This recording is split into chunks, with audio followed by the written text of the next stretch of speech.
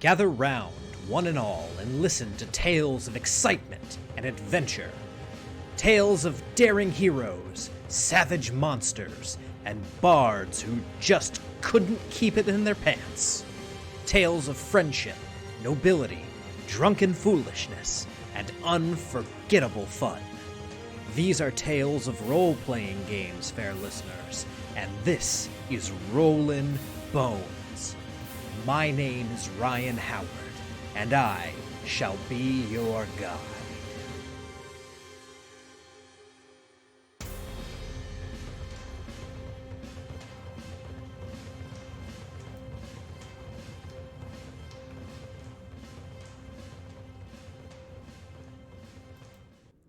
Welcome, Boneheads one and all, to Rollin' Bones with Ryan Howard, your source for the best in RPG interviews. I am your host, Dungeon Master and King of the Boneheads, Ryan Howard, and today I am joined by a couple of really cool, awesome game creators. They've got a new project that is coming to Kickstarter very soon. They are part of a collective known as Game and a Curry, and the project is Jiangshi, Blood in the Banquet Hall. It is a combination TTRPG role-playing game, board game, set in the Roaring 20s in a Chinatown setting. Ladies and gentlemen, give it up for Banana Chan and Sen-Foong Lim. Welcome. Hey there. Hey, everyone. I feel like I should be from Parts Unknown, weighing it at 235 pounds. That was. Can you cut promo? Are you a wrestling fan? I am a wrestling fan. I'm a huge wrestling fan. That's kind of how John Hambone McGuire and I bonded when he did the show with Stu. We bonded over wrestling. We actually recently did a wrestling episode talking about a WWE RPG. Right. But I'm so much of a wrestling fan that I spent 3 months, much to my wife's chagrin, trying to become a professional wrestler. What? Yeah. That's awesome. No way. That's amazing. So Sen, how like deep into wrestling would you consider yourself? Yeah. I made a WWE official licensed game. Okay. Sweet.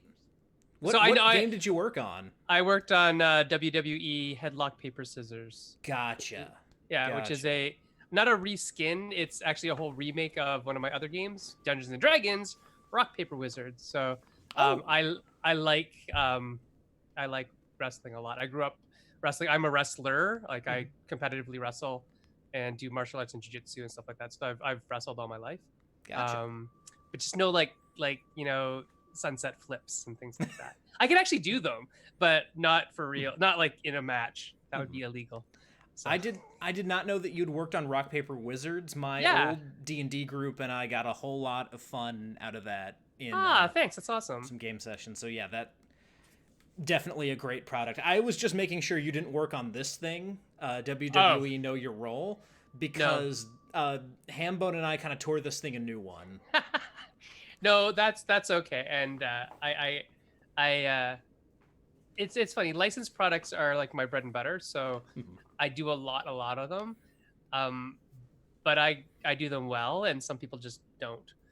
For various reasons, right? It's a very interesting subgenre or sub-industry part of the industry where if you don't know how to actually handle a license, you can go very bad, very fast, and then have no time within your contract to actually do good work because you're limited, and then you have to actually sell the thing or liquidate. So if you're spending a lot of money on like a license like WWE, which is the tens of thousands of dollars, because its market penetration is huge, and you can't get good game deving done in time, you're going to end up with a crap product, and you're going to sell it. You're going to have to sell it, otherwise you are going to take a huge loss on your investment. So I get why it happens. It's just sad that it does, especially with something that is as revered as WWE for people of our age who would be role players who also love like WWE. Like we're the people who understand the things like what kayfabe actually is, right? And we get that. And besides, they really. I don't know if they needed to make one after Worldwide Wrestling was made anyway, but because that's kind of up here in terms of that meta level of wrestling. Oh yeah. That I think role players actually want to play about. So. Mm-hmm. Yeah, but the reason why I asked is, and I've talked about this on the show before, but I was training under a guy who wrestled in WWE as an enhancement talent, Mr. Number One George South. I don't know if you've heard of him, but he trained Cedric Alexander, he trained Tessa Blanchard, and he helped with the training of the Revival and the Hardy Boys. So, oh, cool. He was the guy to train with, but it turns out you have to be talented to make a living at professional wrestling. So not just good looking. Turns out you also have to be good looking. Oh, okay. Oh. So guys, I'm just sorry. Go ahead. Like, just wondering, like, Banana's like sitting there during our wrestling chat. She's like just like nodding. See, I played the Powered by the Apocalypse wrestling game, and that's like it for me with wrestling. Gotcha. Well, in the interest of talking about the product that you guys have and including Banana in the conversation here too, we should probably dive right in. Guys, I ask these questions to everyone, so Banana, I'll let you take it from the top, just because, Sen and I have been bogarting the conversation so far. How did you get into RPGs? So I started playing role-playing games when I was very little in high school. Like most people, right? Everyone got into role-playing games in high school. I played Dungeons and Dragons, but I didn't really get into RPGs until I played Monster Hearts by Avery Alder. And by into, I mean I wasn't fully invested, and I wasn't like, I should like write these. I should like, make my own and make my own world and whatever. So that's how I got my start. Avery Alder's Monster Hearts I played when I was probably like maybe in my early to mid 20s. And then from there on, I was just like, yeah, this is a thing. I'm going to start making weird games. And then I started writing weird LARPs for Golden Cobra Challenge. I made 2 LARPs for that and haven't looked back since. I've just been making like weird games. Gotcha. Yeah. And Sen, what about you? I started in the basement of my local college in Sault Ste. Marie, Ontario, when I was 6 years old. So I started playing Chainmail, which is before D&D was D&D, because I was really young. So that was 42 years ago when I started playing role-playing games. And I played role-playing games all the way through until, probably end of university. And then after that, I kind of got serious about school after the end of university. And then I went back for more university. I was in university for 9 years. And during that time, I got out of role-playing games because they just took way too much time. And so the last couple of games that I played were probably like Shadowrun. Was probably, and like Shadowrun was probably the last sort of book that I bought and stuff for Shadowrun. So that tells you the era in which I ended my RPGing. And for the since between like maybe 2 or 3 years ago and when I stopped, all I was doing was board gaming because it was just easier as an academic to actually go and play a couple hours of board games and not think about that, because for me role-playing games like live in my head and I think about my characters and I draw pictures of them and I write, like I usually play a bard, so I'm usually like writing songs and stuff like that. And so I kind of nerd out a little too much, and board games don't do that. So for me, a board game, I finish it, I play it, done, I'm done. Except I got into Magic the Gathering, which then became my life. And then I sold all my Magic Gathering the cards, paid for my next degree with Magic. Whoa. Literally, I sold all my Magic cards to a collector in Italy for something like $17,000 at the time. Well, now if you looked at my collection, it would probably be a couple $100,000 worth of cards. Oh God. Yeah. Well, I had everything. I had 4 of every card from every set from when I started until when I finished, which was a lot of cards. Which is a great thing and a horrible thing about Magic. But anyways. Long story short, how I got into design of board games was that I was adjacent to by being a board game designer primarily, I was adjacent to a lot of tabletop stuff in general. And I thought, oh, I should get back into role playing games. And some of my good friends in board game design, excuse me, are also into role playing games, like Jonathan Gilmore, Ryan Scroon, all people like that who made Gears of Defiance and Kids on Bikes. And they would ask me to write stuff for them because it's like, I don't have time to do this whole RPG thing, but yeah, I'll write you an adventure.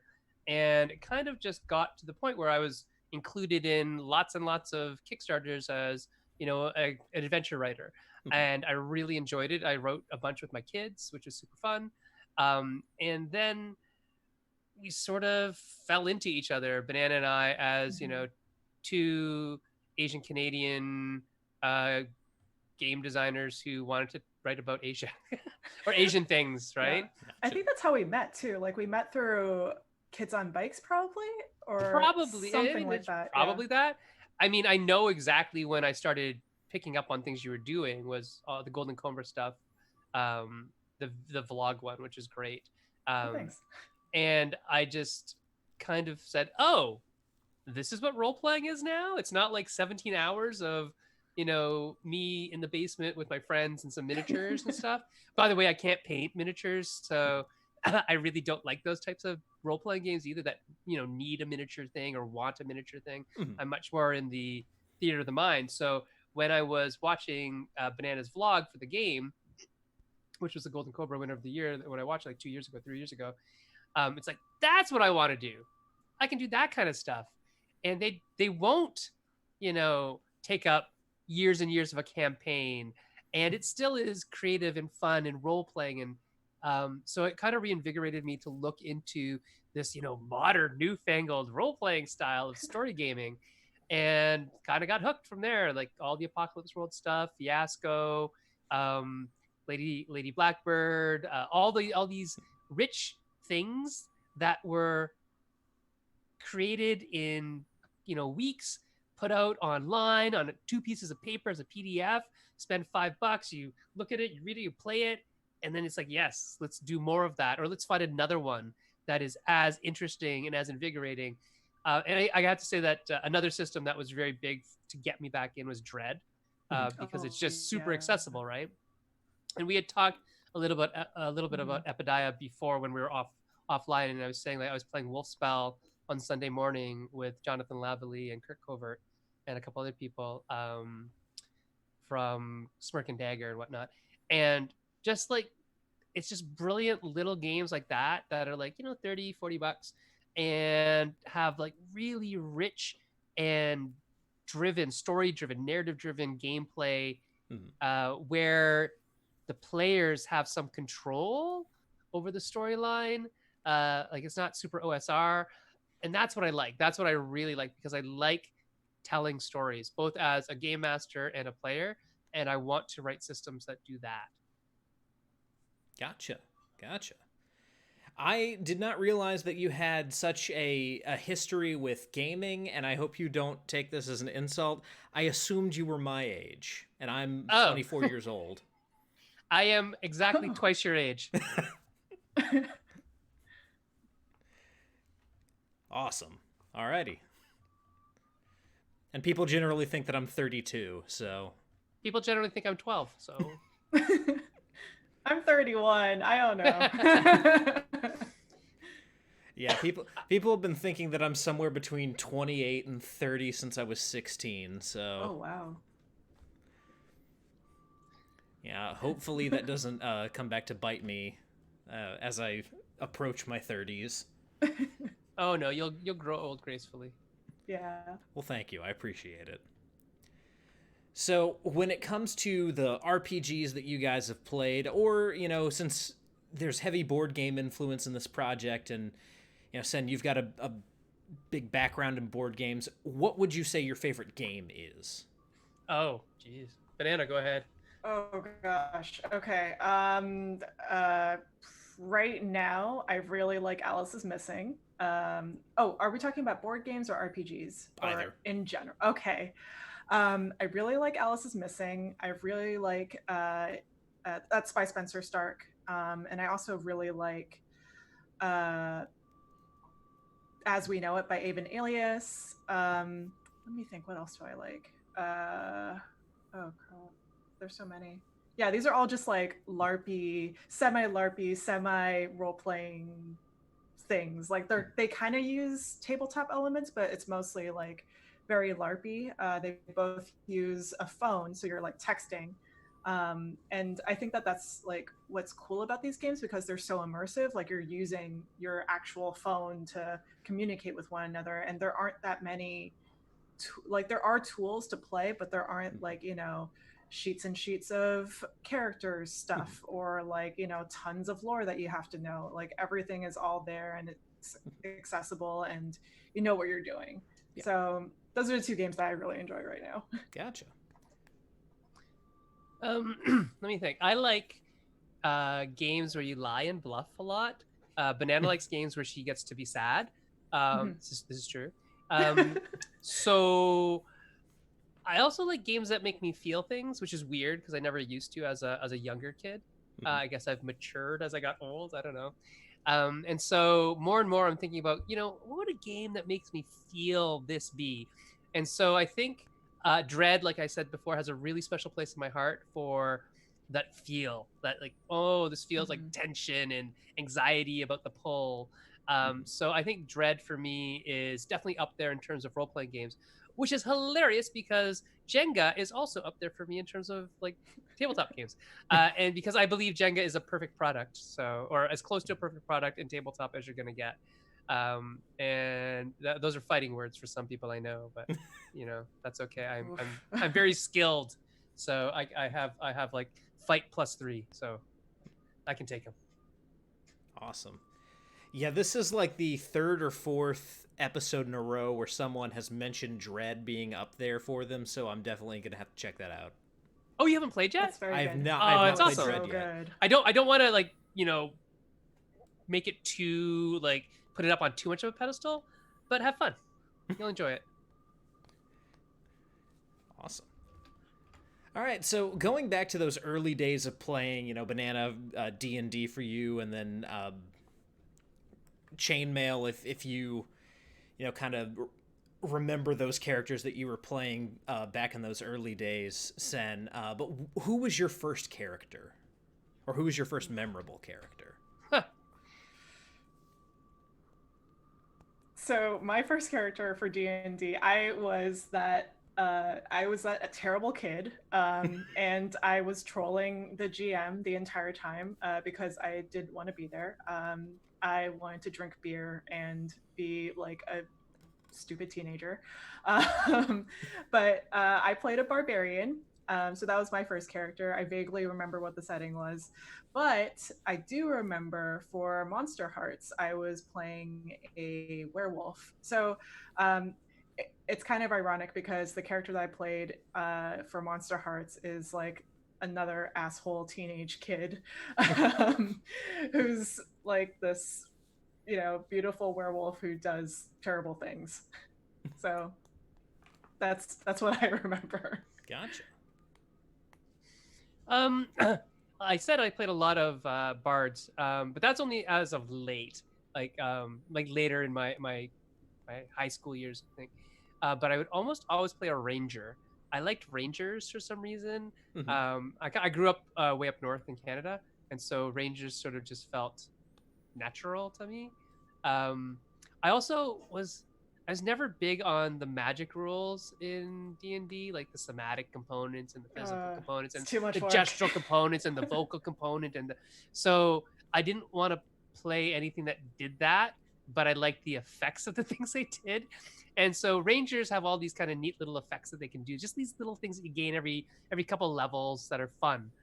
Fighters are pretty boring. I would also play a lot of rogues. I like sneaking around and stealing things. And I'm not really much of a fighter. Like, I don't like dungeon crawls, like, almost at all. My favorite, so I have two favorite adventures. The first is Barrier Peaks, because it's just freaking weird. We have like Vegapygmies and needler guns and a spaceship that crashed. You have to go explore it. That's awesome. Because it's not like tropey D&D. That's why I liked it. And then my second one was this one that Mike Selinker who is from Lone Shark Games, made in a Dragon magazine. And I talked to Tom about it on my Facebook page like 2 years ago. I said, "Hey, Mike, did you write this thing? Because it says you write this thing." It's my favorite module of all time because you play detectives in a city using like your spells. So those stupid spells that I would always take, like if I was a magic user or something, I'd take the goofy spells like, Featherfall and purify water and stuff like that. And these are spells that would actually be useful in a setting like, a city where, I purify water just in case there's poison in it, as opposed to, a dungeon where like if I didn't have a fireball, I was pretty much the most useless magician ever, right? So I just find dungeon crawls are very one note, typically, as people play them, as people GM them. They're fun, don't get me wrong, but they're kind of one note for the kind of style of play that I'm really looking for. So yeah. Anyway. And Elfie, that scroll of glitter ended up being extremely useful. I don't know what you're talking. You guys took out a beholder with it, so. Ooh. Well, see, I could see mechanically how the glitter in the air would like reflect all its beams back at it. That'd be cool. Yeah, it was basically. I ended up on a treasure generator for a different edition, and they ended up with a scroll of glitter dust, which I think was a spell from 3.5 or 3E. And so I basically made it the blindness, deafness cantrip from 5E, and they ended up in an arena battle with a full-on beholder, and they had the foresight to say, all right, this is, we're going to use this. It'll be blindness on the beholder, so we can't do the anti-magic field. And they've been holding on to it since like session 4. just for the right time to use it. Yep. Checks out. I'm glad they got to use it, though. I'm glad it was effective. That's awesome. Yeah. So those of us who, run a lot of games and, have been doing this for a while, a lot of times we end up reusing NPCs, and some of them become kind of crowd favorites. Do either of you guys have like a forever NPC that shows up in a great number of your games? I have a Steve. I was just going to say, she has a Steve. Wait, you know about this too? Well, I mean, Steve is always the default name you go for when you have to name a character. You always name Steve. I don't know. You just do it. Yeah, you do. Yeah, I know. I do it. I do it a lot. I don't know if it's the same Steve, but it's always Steve as a name. Steve comes in many forms. Steve sometimes comes as a robot. I wrote a Steve into Warp's Edge, which is a solo board game put out by Renegade. There's a Steve in that. Was it a robot in that one? Yes, Very they cool. were a robot in that one. They're also a robot in another game that I'm writing on for Renegade that I can't talk about, but there's a Steve. Yeah, there's a lot of Steves for me. Gotcha. I don't really have one. I don't think I've played in or GM'd a campaign long enough to have like a recurring character that always pops up in that kind of way. Work? Like in general. Oh, like in general, is there like, I mean, there's more tropes than anything. Like there's always like the the nerdy kid or something like that. There's always like that kind of person in my games. Mm-hmm. Probably just because I like seeing myself in games. So there's always going to be a nerdy kid in it. And Elfie has said that her default name is Ferdinand. Elfie, I've always seen your default name as either Frederick or Alexander, but I am not living inside of your head. I'm just married to you. So I think Frederick and Alexander together combine into a Ferdinand anyways. So yeah. And so, we've already heard a little bit about this, but just to kind of elaborate on this, how would you guys describe your play styles, both as players and as GMs? Oh, that's a good question. Banana, what's your play style? As a player, depending on who I'm playing with, try to lightly troll. I don't try to troll too much. When Sen is GMing, I'm very good. I'm like really good at being a non-troll. She's okay. She's much worse when I am not GMing. When there's a GM who's just like, okay, like we're friends, like we've known each other for a long time, like years and years, then I have a tendency to troll them. Yeah, she's what my other friends would describe as a griefer. A griefer player, like just somebody who just gives the GM reason to like shake their head all the time. Mm-hmm. Like why are we doing this? Why are you doing this? Mm-hmm. As a player, I'm the one that talks a lot, as you can probably tell. I like to explain everything that I'm doing as a character. Kind of. I think that's why I play bards and rogues a lot, like just rogues in general, because you have to describe what they do, because it's not as simple as, I hit them with my sword or I cast a fireball. It's very subtle, and you want to describe all the little things that you do. So that has really dictated my character style as I've gotten older, moving away from like the fighters and the rangers, more towards like rogues, thieves, bards, that kind of thing. Never those clerics. Don't like those clerics. And as a GM, what do you like as a GM, Banana? What do you think? I don't know. I guess I'm like more, well, I like collaborative storytelling. So I would say collaborative. Mm-hmm. Occasionally I mess with my players, but that's, I dial it back a lot more when it's GMing. Yeah. Banana's playing in one of my games right now. So she can tell you what I'm like as a GM. I think you're a collaborative storyteller too. You're like very you ask a lot of questions, I think. Like you do that thing where you ask questions, but you like you plant the seeds and then you let us fill in the rest, like gaps, I think that's kind of my style. Mm-hmm. It's sort of, I like people to find their own truths. That's my therapeutic milieu as well. I'm a therapist, and so I do that with a lot of the people that I work with. In general, is like plant a seed and let them follow the breadcrumbs to their own truth. Mm-hmm. Like I don't define the truth in the end; they'll do it, but they have to get started somehow. And so I think I do use that technique in GMing. I am really, I think it's from Masks. Is this in Masks, Banana? Where Ryan wrote, I think it's Ryan, whoever wrote Masks, Mark? Anyways, they said the GM should be the player's biggest fans. And ever since I read that, I think that's sort of been my kind of watchword, my go-to kind of phrase. It's like, I am your biggest fan. I want to hear you do awesome things and see you do awesome things. Because it needs to be as entertaining for me to be a GM as it is for you to be a player.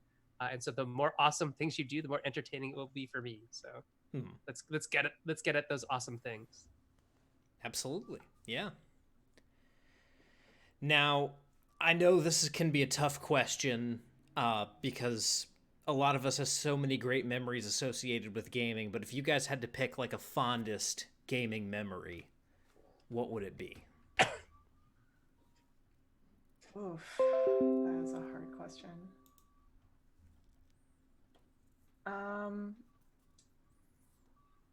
So I go back to this one a little bit, where this is at a LARP in Denmark last year in October, and it's called Baphomet, and it's a very intense game that I played, and afterwards I had like very heavy bleed, which is like, taking those experiences afterwards like out of character, but you're still feeling like those intense feelings as you were in character.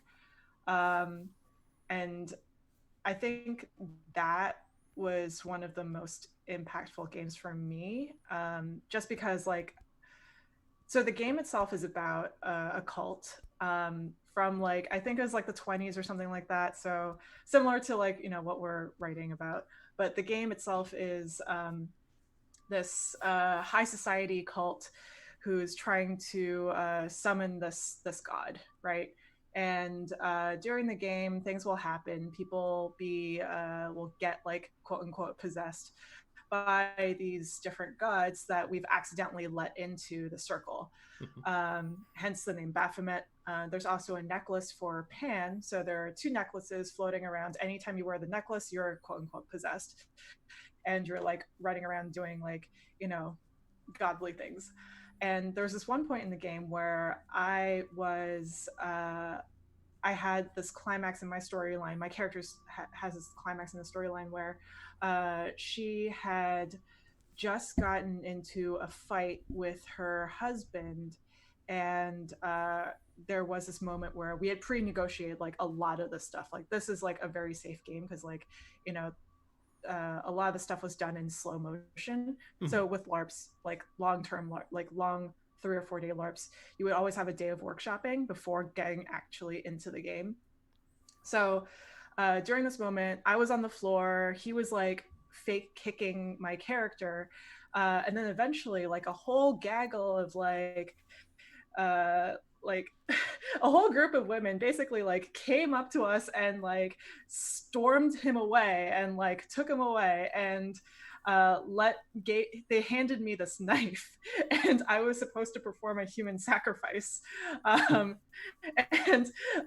this is again all pre-negotiated, very safe environment to play in. And so but like afterwards, like after feeling, you know, after like experiencing this like human sacrifice, like it was just so empowering because it was like this witch coven had like come together out of nothing and like decided to like go on with this weird ritual thing. So I think that was like one of my favorite gaming experiences, if not like LARP experiences. So that's up there for me. Gotcha. It's hard to explain. Yeah. It was so up there for her that when we talked like the week after she got back, I think it was a week after, we talked for like 2 hours just about that LARP. Do you remember? It was really good. We talked for a long time just about that LARP and got into this huge discussion about like the philosophy and the psychology behind it all. It was really good. Yeah. I can't compare to that. I rolled a natural 20 once. No, I'm kidding. Oh wow. No, I think my one of my favorite moments, honestly, it actually came from Jiangshi, was when Krista Devine, who was one of the playtesters for it, said, and she's a Latinx person, so she said to us, like, wow, this really made me feel like, you know, I need to go talk to my grandmother and talking about her family and all those things. So that was really cool to hear people talk about our game, bringing up emotions and making them feel and think differently than they were before they played. And for me as a therapist, I think that's really interesting. That's super interesting. Another big moment for me was in another game I designed, which is called Ties That Bind, which is about basically the Trump administration separating children from their parents. And that's kind of what it's all about. And I had people tell me that they hated it, but they were so glad they played it. Do you know what I mean? Like, it's like, this is making me feel really horrible things. And I'm super glad that I play it, but please don't ask me to ever play it again because it's brought up so much in me, which they weren't expecting, because it's just this. It's basically it's a game on it's on these. It's on recipe cards. It's just one recipe card for your character, but that's why it's so powerful, because that's all you have. And as the game progresses, you have to like write over the stuff that you were. It's like writing over your memories, right? Because what I wanted to get across to people is that these are traumatic events that change your perception of who you are, and that as you write and write and write, you're no longer going to remember your past memories, and your past memories were all about things like, you know, we went on vacation with my mom to my grandma's farm, and that'll get written over a bit with like, you know, he stuck a gun right in my mom's face. And then at the end in the debrief, you ask questions like, so just look at your your character card, and without thinking about it, what's the first thing that you remember? And invariably, it's one of the bad memories. Yep. And like it's just showing people like, hey, look, this is what we're doing to these kids. They are going to be traumatized for life because of this action. What are you thinking? Is it worth this law to do these things? And it might be legal. This might be legal, but is this justice? And is this fair? And is this, and obviously, there's a lot of people out there who say, well, they broke the law. This should happen. It's like, maybe not to the kids. How about not to the kids? Right? Anyway, so I think those have been a couple of really powerful moments for me that I'll remember forever. So Gotcha. Well, unfortunately, as much as I like to keep it positive on the show, we got to sink the ship a little bit. But feel free to keep these stories lighthearted, because we share the table with all kinds of people. Some of them we really click with and love, and even call our best friends for a time. Some people we just don't mesh with, and the worst offenders we have this term of that guy for. So the that guy story that you're comfortable sharing on Rollin' Bones, go for it. It's Actually, I got one. Oh yeah, I know you will. I mean, I got plenty, but I'm gonna stick with one, and that's gonna be the game that that sort of triggered this game for me. That sort of triggered like Jiangshi for me. Gotcha. And it was a game that was basically it was run at a convention, a small convention, and the pitch was that players were going to name their characters off of a Chinese menu, and basically like throw every Asian stereotype in there you got, and that's the game. And so I decided, and my friend was like, hey, at the time, wouldn't it be funny if you went there and trolled them? And I was like, yeah, I'm gonna do it. And I went in, and it was just not fun. I was not expecting it to be like so not fun. But I did get free hot and sour soup, so it wasn't all that bad. I would say it was like 80% bad, 20% free food, so that's okay. And also out of that, we got this game, so yeah. There you go. And I think because I know the game you're talking about, and I know the exact session you're talking about, and I know that our friends went and talked to the guy in actually at a different con where he was running it. And I think because people have played it that are of the Asian persuasion, to use a rhyme, a very bad rhyme, things might be changing for that game. So who knows? I mean, I hope so.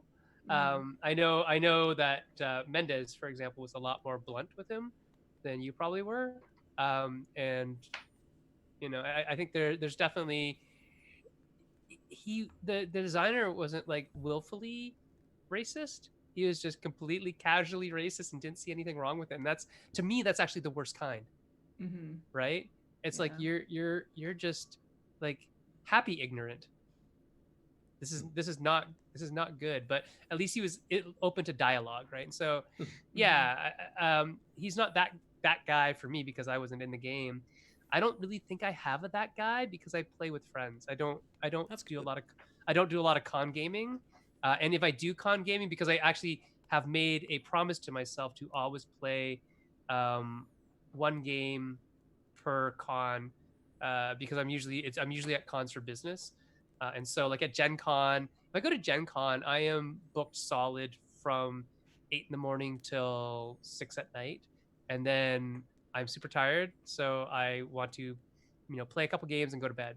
And so I decided to, every con I'm going to play one role-playing game, whether I GM or a friend GMs.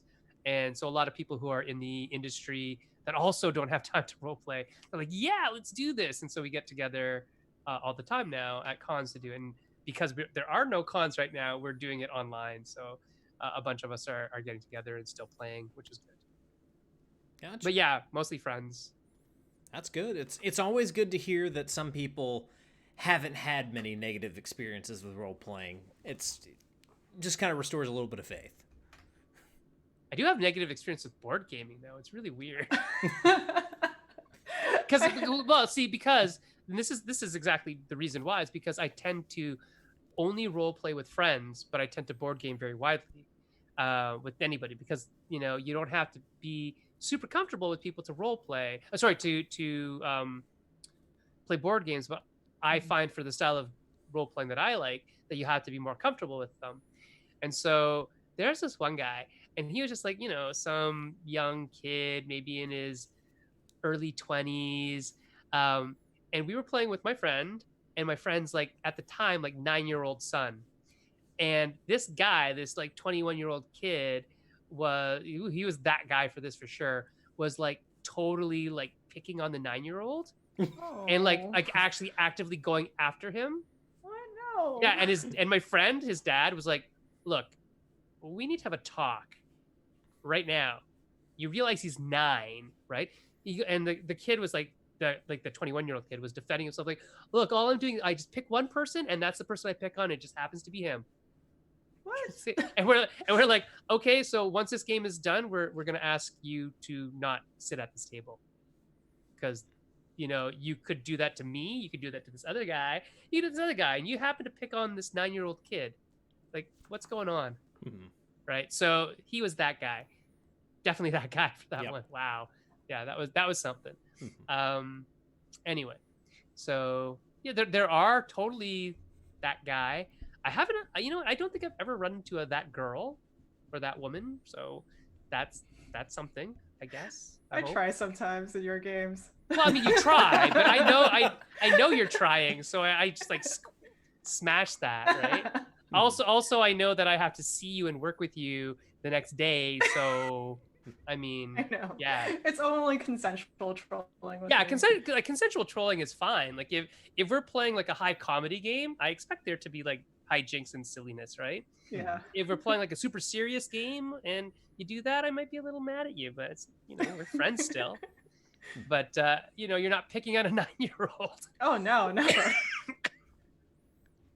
Gotcha. So that's okay. So the last of these introductory questions before we jump into some of this discussion around this new project. This is one that has flummoxed a few people on the show before. I will tell you that the answer to this question can be as philosophical or as sophomoric as you want it to be. If you could put anything on a t-shirt, what would it be?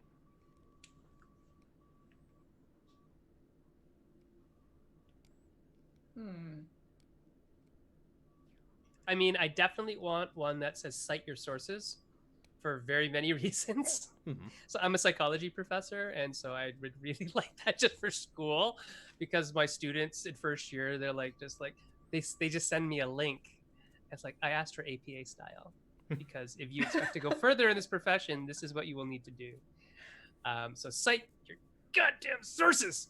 But also in my many, many internet battles with people who are just ridiculous. It's like, where'd you get that? And why do you believe that? And are you sure you should be citing from Breitbart or whatever it's called? I don't even know, because I don't read it, because it's an alt-right trolling site or whatever, right? So I just find people very funny in terms of their supposed knowledge and their lack of critical consumption of media. And that would be a shirt that I would definitely want. I mean, it exists. I should go buy it. But if there was something else, I don't know. I don't know. What do you want, Banana, on a shirt? Well, I wanted those Soupy Boys shirts. Oh, well, see, I have one, so. Yeah. So a friend of ours made a whole bunch of soup dumpling shirts that say Soupy Boys on them, and I really wanted one. But then I forgot about it, and then I disabled Facebook. I'll get back onto it. Oh, what happened was it was supposed to happen at Breakout. Right. Yeah, and then Breakout got canceled.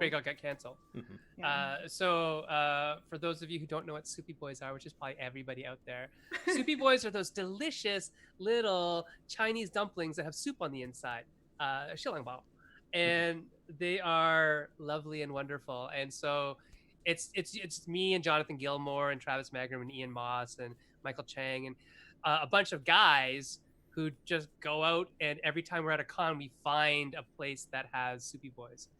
And I'm not sure why we call them that. We also end up almost always listening to Scatman John while we're driving to get these Super Boys.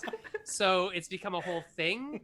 I know Adrian Azell loves the Soupy Boys as well. So there's lots of us out there in board gaming land and probably tabletop role playing land who like the Soupy Boys. So we made a shirt for Team Soupy Boys. Gotcha. I don't know why. I just suggested it one day, and then somebody said, "Oh, I put it a hashtag, I think," and then somebody said that should be a shirt, and we made it. Mm-hmm. Do any of the Soupy Boys have fedoras and mustaches like Scatman John? No, but they could definitely pull it off. Oh, that's hilarious. No, so you were training to be a wrestler. Also, so did Jim. Do you know Jim from Academy Games, Jim Scooch? I do not know Jim Scooch. So Jim Scooch from Academy Games, he is also one of the Soupy Boys. He is the one who loves Scatman John, and he was also training to be a professional wrestler at one time. So see how it all connects. Absolutely. It all comes back to professional wrestling. Yep. Banana will sit here for another 20 minutes while we talk about professional wrestling. All comes back to the squared circle. Yes, the squared circle. It is the true crucible in which we are forged. Mm-hmm. Absolutely. One of my missions, and this is just going to be a quick aside, I promise. One of my missions on this show, I'm really good friends with a guy named Gunnar Calloway, who's the Undertaker's son. And he and I work together at the same place. We've gotten to be pretty good friends. He's been on the show a couple times, and I've made it a mission of mine every time he comes on to find some intersection of RPGs and his dad to share with him. And I've been able to do it both times that he's come on my shows. Oh, really? What did you show him that was based on the Taker? So the first time I actually I did a session with one of my groups where they ended up in the arena, and all of the gladiators that they came across were WWE knockoffs. And so there was this tiefling named the Mortician who was the Undertaker. But then the other thing I showed him was the stat block for Taker in WWE Know Your Role, which he didn't even know existed. Well, why would he? Exactly. Wait, yeah. Have you played Worldwide Wrestling? I have not played Worldwide Wrestling yet, but I really want to. Oh, you have to play Worldwide Wrestling. It's so good. It is really good. Like when I asked you if you could cut promo, that's all it's about. That's literally you have the fight, but the fight isn't to like beat the other person. The fight in Worldwide Wrestling is to put somebody over or get put over. Right. Right. Just like kayfabe stuff, right? Mm-hmm. And so it's really really cool because it's kind of like the back scene, and the GM is really just the matchmaker. Yep. Right? It's really cool. Anyways, play it. Just play it. Gotcha. You will love it. Cool. Well, we've got this project that you guys are working on right now. So if you had to give an elevator pitch for what this project is, let's go ahead and hear that and move on from there. Do you want me to do the elevator pitch? Yes. Okay. I'm pointing at you like Oh, this. are you pointing at me? I can't tell what you're doing. I don't. Okay, cool. This. How's this? Okay. That works. Okay. So, Jiangshi Blend the Banquet Hall is a tabletop role-playing game that is based around a Chinese-American family or Chinese-Canadian family who are running a restaurant in the 1920s Chinatown. And they are faced with oppression and all the stresses of having to deal with, owning a restaurant or owning a small business in the daytime. And at nighttime, Jiangshi, hopping vampires / hopping zombies / whatever you want to call them, come out and they attack everyone. And you have to try to make sure that they don't, kill off your customer base. Meanwhile, they, you also have to try and make sure you get your sleep. You have to make sure you, stay healthy, and make sure that you don't turn into a Jiangshi yourself. Yes, it's very bad if you do. That's a that guy story as well. Like, I saw you totally roll your eyes when you said or hopping vampire or hopping zombie, whatever. Yeah, I know. Oh my god. There's just somebody on Twitter who was getting all up in Banana's grill about, are you sure it's really a vampire? I called him out though. I'm pretty sure he was a Jiangshi himself. I think so. I think he was Yeah. just sucking your chi. So Yeah. yeah, so that's Jiangshi in a nutshell, really. It's about immigrant families struggling to survive in the 1920s when immigrants were not really welcome to Canada or America in many many ways, and struggling and being successful in the face of adversity. That's and really for me the Jiangshi themselves are very much like an allegory to oppression and to all the forces that are trying to hold these immigrants down from being successful in a country that doesn't really want them there. So that's kind of what the game's about. Gotcha. And one thing that I find super interesting about this, it's not just confined to a single city. It looks like you guys have really kind of covered the bases here as far as it can be New York, but it can also be San Francisco or Los Angeles, but also Vancouver and Toronto, which I think adds some interesting flavors there as far as what the immigrant experience was like in New York as opposed to what it was like in San Francisco and Los Angeles or even in Canada, which I myself, being American, I'm not super familiar with how that played out in Canada during that time. Yeah, so it's different because of different laws and different because of different geographies, and the numbers of people who immigrated to each specific area are going to be different. But it's also sort of an idea that we want people, especially if they are Chinese themselves, to play in areas where their own family might have immigrated to. And those are like the 5 major like epicenters for Chinese culture in Canada and America. I mean, there's obviously more. There's Chinatowns all over the place, and at some point maybe we'll have a source book for those. But they're not really. They're just giving you like little hooks to talk about, to play with in those various areas, and so it's sort of like, hey, you know what? You don't have to play in San Francisco, which is what we often talk about because it's probably the most well-known Chinatown of the time for many many reasons. But the Chinatown in New York is probably older, and the Chinatown in Toronto has been moved like 3 times, and it's interesting. And there's all sorts of reasons why Vancouver is going to be different because it's right on the coast, and than Toronto is, even though they're both in Canada. Um, and then San Francisco and LA are similar but still different, right? So it's just neat to have those different contexts in which to play. Gotcha. So, taking a step towards the mechanical side of things, what does the actual gameplay look like? Oh, okay. So I'll start, and then Banana can finish. And I'll start only because I took a picture of the board last night, of the paper board that we used to use that I made. Oh, that was my hand. What a throwback. Yeah, it's really funny to see it. I just found it in my office the other day. Oh, what's that? Oh, look, it's the old board for Junction. And so we have this idea at the beginning of, well, first of all, there was one big idea that this all started out with, was on how to randomize the numbers. We had tried to do it with these ancient Chinese Taoist divination tools, which are jiaobei, which are these wooden half moons that can land in 4 different positions.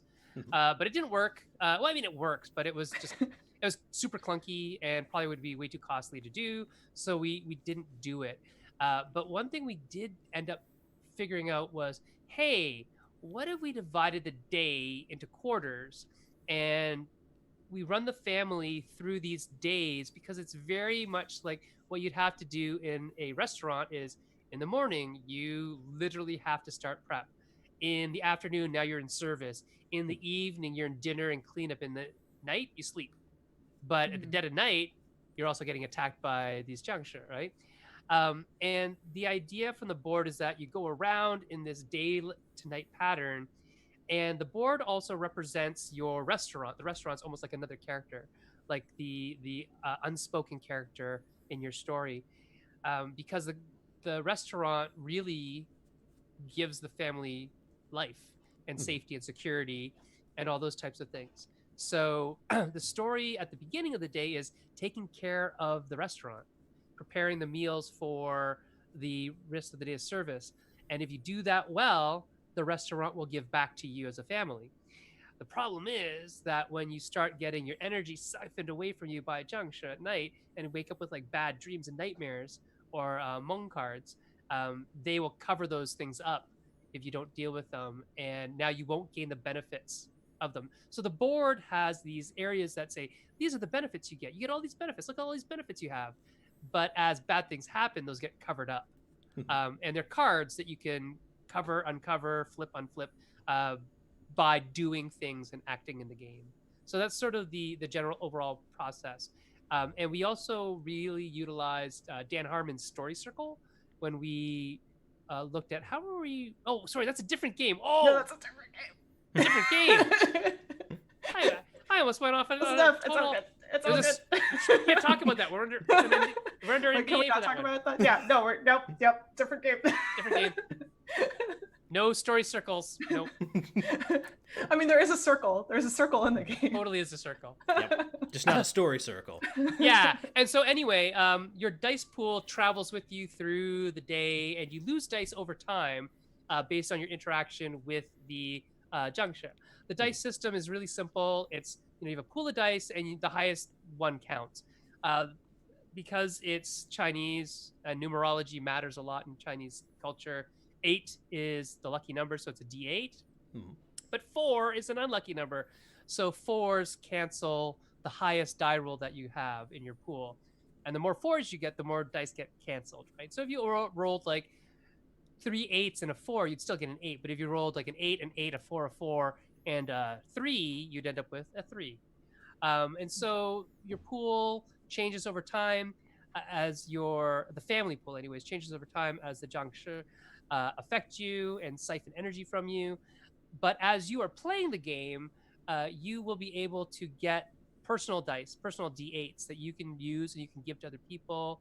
You can cooperate with people, all that kind of stuff, by really living out or making moves towards your hopes and dreams becoming reality, or somebody else's hopes and dreams becoming reality, kind of really.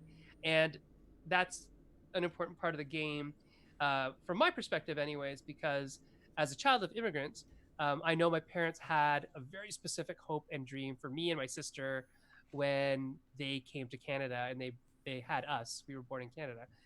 But they had this very specific hope and dream that they sacrificed and sacrificed and sacrificed for us to achieve these dreams. Now, I think we've done it. I don't know. My parents aren't super happy with us, anyways. I don't know. But at least we achieved their hopes and dreams for us, I think. I think we did. I think we did. My sister's a doctor. I'm a professor. I think we did Good enough. okay. Yeah. Yeah, Right? absolutely. Yeah. Like Asian parents should be pretty happy with that. But the idea of sacrifice and the idea of like especially immigrant families sacrificing so that their children can have a better life is at the core of this game in many ways, and that sort of mechanically brought out in the hopes and dreams and the interplay between characters helping each other achieve those hopes and dreams, or even just realizing what those hopes and dreams are and that they might be different. And I think that's one of the things that a lot of the players have really talked about.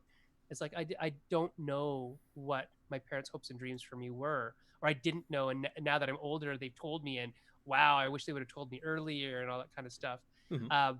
Brandon Atten, who is the co-publisher of this with White Ink Games, said that after he played, he thought about it for a day or two, then called his mom and talked about his grandmother with his mom for like an hour, and then decided we're making this game, right? Because it touched him in a way that was interesting. So that's like when I say I like this game for that reason, that's why I like it, is because it makes people think and feel. And if games can do that, that's pretty cool. Absolutely. Yeah. There's more mechanics though. Go ahead, Banana. Yeah, so the game itself comes with 3 decks of cards. So you have your restaurant deck, like Sam was talking about earlier, and the restaurant deck is basically made up of chores. And if you can't complete a chore during a day, whether your character is too tired or maybe your character has suffered too much damage the day before, then that restaurant card would cover over a slot on the restaurant board itself. So there's that. We also have a deck of Jiangshi cards. So the Jiangshi cards cover up the character sheet itself when characters take damage, and these would be covering up, items, facets, skills, things that make up the character. And there are eight slots in total. So when they cover them up, when all of them have been covered up, the character turns into a Jiangshi, and then they start messing things up for the family. And then the final deck that we have are Hmong cards. Hmong cards. So Hmong means dream in Cantonese. And on the cards themselves are just gorgeous artwork of nightmares and terrifying things that the family has dreamed up. So before the morning begins, the teeth still haunt me. Yeah, the teeth are. Yeah, there's some terrifying imagery on those cards. We have a content warning, I'm sure. Yeah, so there's have some a real content nightmare. warning. There's some real nightmare feel in there. Yeah, so we have content warnings, and we also have. We're making sure that if players do have, a line on any specific thing, then we'll make sure that they take these cards out. So these cards, they're the artists that have drawn them up. They're Sadia Bees, Jabari Weathers, and Robert Richburg. So they're the artists for those cards specifically, and they're all just like, they're going to be gorgeous. And they basically represent the nightmares and dreams that the players have had. The ones that are in color are the good dreams. And when players talk about them, they'll be like, oh, I had this great dream. I had a great night's sleep. This gets discarded. But if they had a nightmare, then that stays over your character sheet, covering up the item, facet, skill, what have you, on your character sheet until you can resolve it by talking about it with the rest of the player characters during the day. So there are 3 decks. We talked about character sheets. We talked about dice. What else do we have to talk about? We also have to talk about spirit papers. So Jiangshi, in the mythology, they are held in place. They're paralyzed in place by these paper talismans that you stick onto their foreheads. And the reason why they just stay in place is because they're enchanted with a spell. So we made up our own version of that, and we're calling them spirit papers because we don't want to use any terminology that might invoke that spiritual side of stuff, so that we don't actually accidentally summon demons. So these spirit papers, that would be bad. That would be really bad. So these spirit papers are basically just these mock sheets that the family has to come together and discuss and talk about, trying to come up with a motto or a sentence that best explains what their family dynamic is like. And the GM would be counting backwards from 10 as the player characters are thinking up their story or their motto or their sentence, their one-liner, basically. Once they figure it out, they write it down on the piece of paper and they would use it on the Jiangshi, and that would paralyze them, giving them some time to escape or figure out their next plan of action.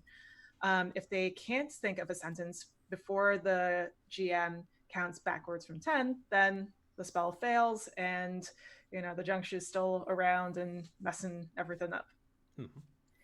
Gotcha. I think that's all of the mechanics. Yeah, I mean it's not combat heavy at all. It's not. it's not a story. It's not a story about combat. Everybody can fight if they want. Not everybody knows martial arts because that's just a trope. And you can fight with a spatula just as well as you can fight with your fists. So it's not really about fighting. It's about survival more than anything else. And so we didn't want to put emphasis on combat. In fact, we wrote a paragraph about it's not a combat thing, but it's sort of not going to at all be like that power gamer type of game. There's no min-maxing really. I mean, you don't get swords of +1 anything. It's okay though. You can still have fun. Yeah. Absolutely. And it's a box set, so it comes with all 3 decks of cards. It comes with 2 books: the core book with all the rules, a book with adventures, a bunch of d8s, 1d4 for rolling for the Hmong cards, and and the spirit papers and character sheets. So there's a lot in the box. Yeah. Gotcha. And I've seen a little bit of the artwork that you shared with me beforehand, Banana, and I got to say this game looks really cool. I'm really digging the art style that you guys have here. The thing that it kind of reminded me of immediately when I saw it, my knee jerk was, this reminds me a lot of Legend of Korra. Oh, That's funny. I made the board game for that show. So Gotcha. I'm okay with that. I love Legend of Korra and Avatar: The Last Airbender. And I'm super happy that because it was just released, a couple weeks ago on American Netflix, that there's a lot of people like watching it again and tons of talk about it. So I'm super happy. People are saying, so now we're gonna get Korra, and it's just nice to see that happening, because it's been on Canadian Netflix forever, and so there's been a lot of people who've been waiting to see this, because everybody keeps talking about how good a series Korra and Avatar are. So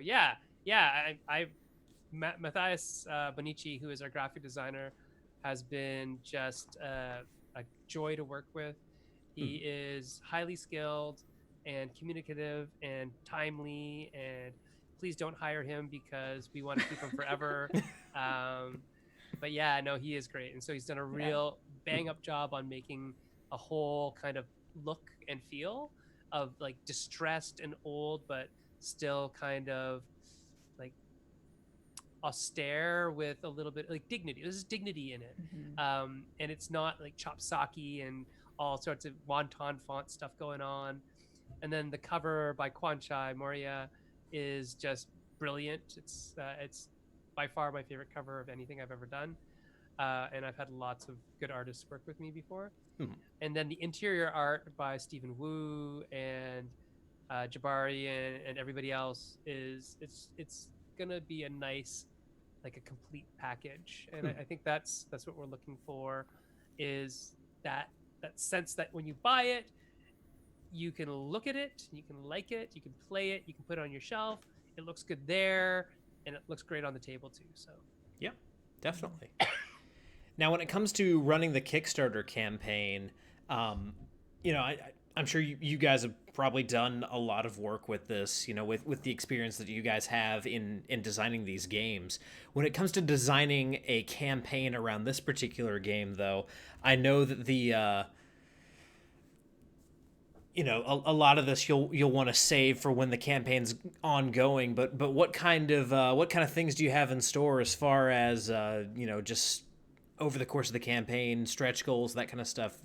Ooh, stretch goals. Okay, here we go. Let me bring that up in a document. I think we have a spreadsheet or something. Yeah, we have a thing. Okay, here we go. So, I'm just gonna spill it all.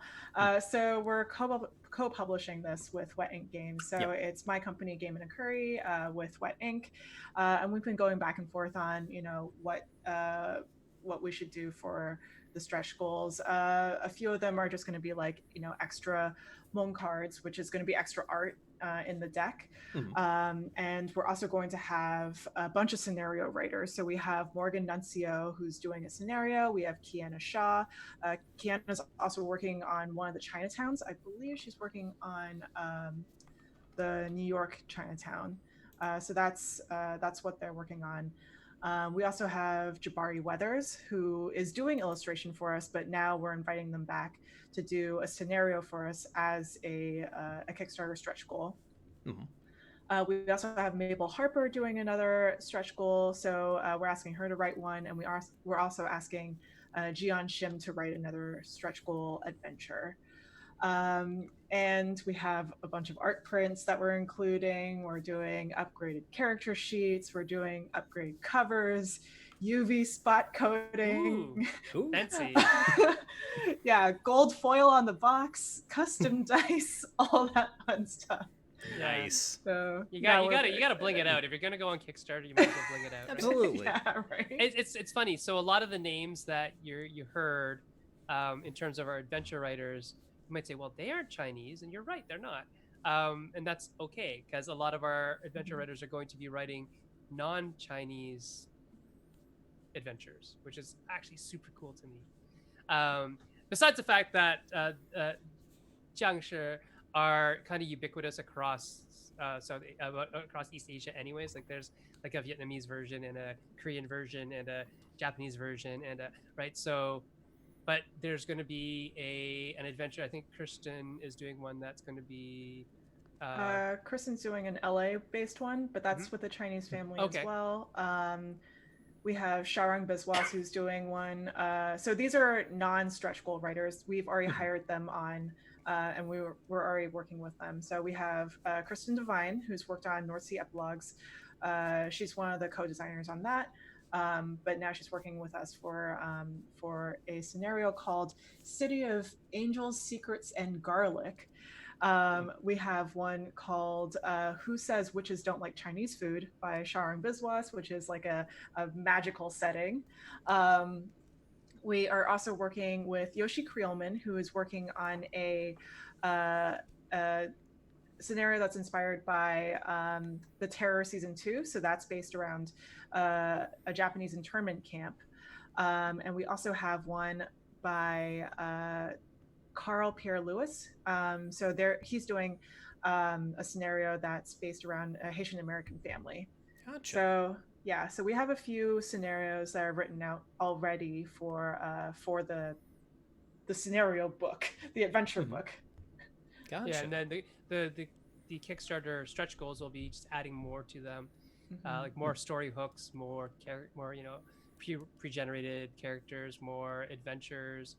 And hopefully some more interesting stuff that might blend in different cultures, which is really cool. So I really think that's neat. Davidson925 in chat here is saying that the art is fire. I think it's Ken. Oh wait, it is Ken. Hi, Ken. For those of you who don't know, Ken is Banana's nemesis. Yeah, we're rivals. Rivals to the bitter end. So Ken and I, for Big Bad Con, we crossplayed as Romeo and Juliet. So I was Romeo and he was Juliet, but Romeo and Juliet in the sense that it was the 1997 movie with Leonardo DiCaprio. The Baz Luhrmann one? Yes. I think it was. Yep. Yeah, so I was Leo and he played Claire Danes. And we played Star-Crossed, which is, again, another Jenga-based game in front of an audience. And we were just like pulling tiles and like doing it based on the movie. So it was a very, very interesting performance, I think. That sounds like Ken a lot of says, fun. Yes, it's me. Well, Ken, welcome to Rollin' Bones. Glad that you joined us. But yeah, this really does sound like a cool campaign, and this is launching on July the 14th. Is that correct? Yeah. Yep. So 1 week in a day. Gotcha. Absolutely. And I mean, I will definitely be backing this one. It seems like you guys are going to get a lot of love from the Rollin' Bones family here. I think the Boneheads will really like this. In fact, I already know that my Saturday group that has my wife and a couple of our friends in it would love playing a session of this every now and then. Oh, thank you. Cool. So, guys, thank you so much for the time that you've given us here on Rollin' Bones. Like I said, this is going to be a really great project. I'm really looking forward to what the final product is. As we wrap up, as is tradition, obviously you have the campaign coming up, but anything else you guys want to plug, anything you want to drop in here, it is open for you guys. Go ahead. Ooh, I'm going to drop in a friend's thing. So I'm going to look up their thing first. Sen, do you want to go first? I don't even know what to say. Just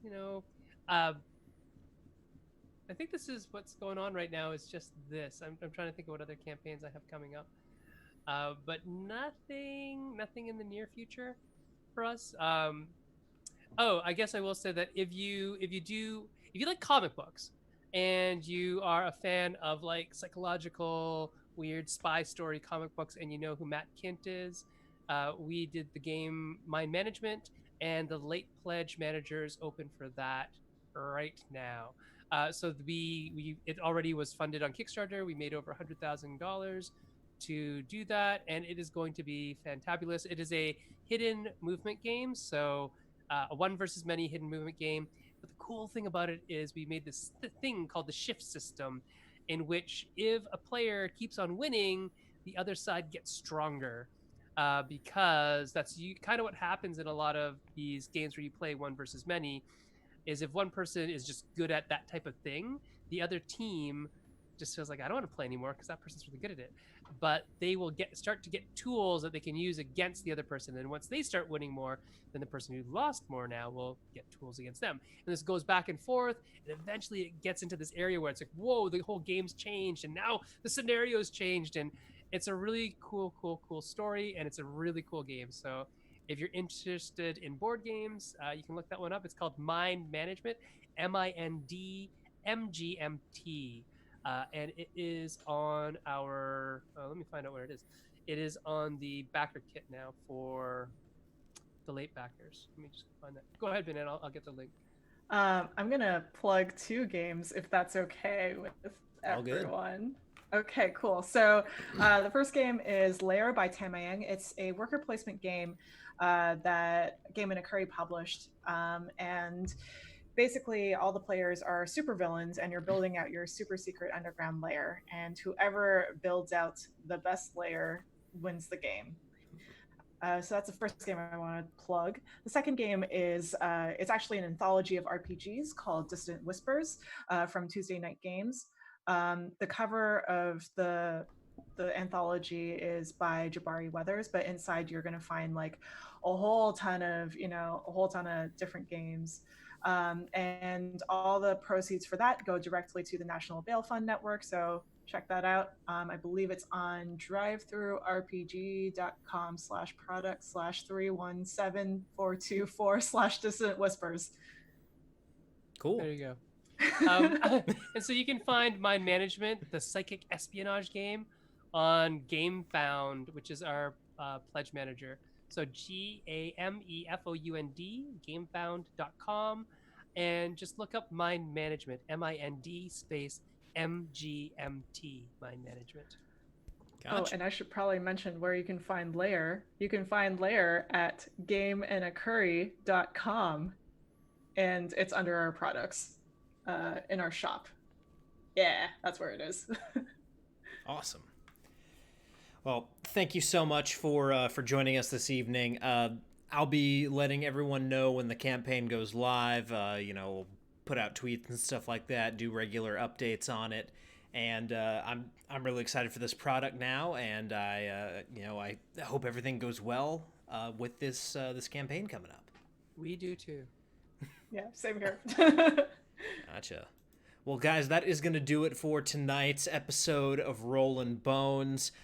So just an update on schedules kind of moving forward. There will be no Danishes and Dragons this week, as I will be leaving town to go spend some time with my family in North Carolina. My wife and I will be out of town for about a week, so no Danishes and Dragons, and then no content next week. We'll be right back here on July 20th, though, talking to Mike Cousins from Epic Duck Studios on YouTube. We'll be talking about specifically comic style painting and the ins and outs of that specific style of miniature painting that I'm gonna try to adopt for when my Batman pledge comes in December. So I'm super excited to talk about miniature painting with Mike. Until then, though, whether you rolled a 1 or a 20, I'm so glad that you rolled your bones with me, Ryan Howard, and I'll see you next time. Yay.